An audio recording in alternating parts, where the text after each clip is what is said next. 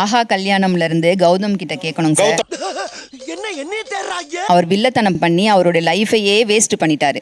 அந்த மாதிரி எல்லாம் இருக்கிறதுக்கு சான்ஸ் இல்லையே. நான் ஒய்ஃப் வந்து கன்சீவா இருக்காங்க, கீழேயும் விழுந்துட்டாங்க சார். காப்பாற்ற கூட இல்லாம ரவுடிங்களை வச்சு அவங்கள வந்து கடத்திட்டு போய் அவ்வளோ ப்ராப்ளம் பண்ணிட்டு ஓடி போயிட்டாரு.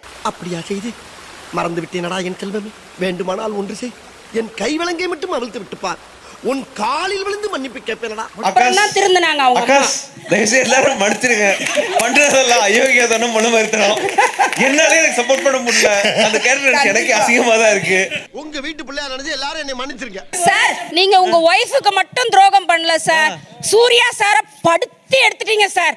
நீங்க ரொம்ப சூர்யா சார அந்த வீட்டை விட்டே நீங்க அனுப்புனது தாங்க முடியல சார் என்னால. மன்னிச்சிருங்க.